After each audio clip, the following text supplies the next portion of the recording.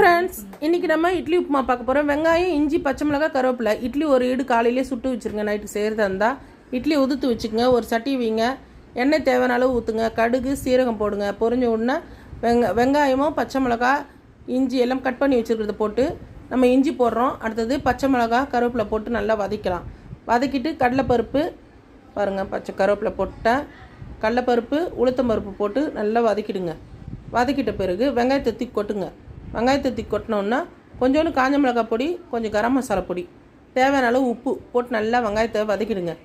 வதக்கிட்டு இட்லியை உதுத்து வச்ச இட்லியை தூக்கி அதில் கொட்டுங்க. கொட்டி கலக்கி இறக்குனிங்கன்னா இட்லி உப்புமா ரெடி. சுவையான இட்லி உப்புமா செஞ்சு பாருங்கள். இதுக்கு நம்ம எந்த சைடிஷும் தேவையில்லை, நம்ம சும்மாவே சாப்பிட்றலாம். ஓகே ஃப்ரெண்ட்ஸ், இந்த பருப்புலாம் போட்டோம்னா நல்லா கிறிஸ்பியாக இருக்கும். அதுக்காக தான் இந்த பருப்பு நம்ம எக்ஸ்ட்ரா போடுறோம். போட்டு நல்லா சாப்பிட்டு பாருங்கள் எப்படி இருக்குன்னு. ஸ்ரீப்னிதா சேனல் சப்ஸ்கிரைப் பண்ணுங்கள், பெல் பட்டனை அழுத்துங்க. எப்படி இருக்குன்னு எங்களுக்கு ஷேர் பண்ணுங்கள் ஃப்ரெண்ட்ஸ். ஓகேவா? பாருங்கள், எல்லாத்தையும் வதக்கிட்டேன். வெங்காயத்தை தூக்கி கொட்டுறேன். கொட்டிட்டு உப்புமா இட்லி உதுத்து வச்சுருக்கிறேன்.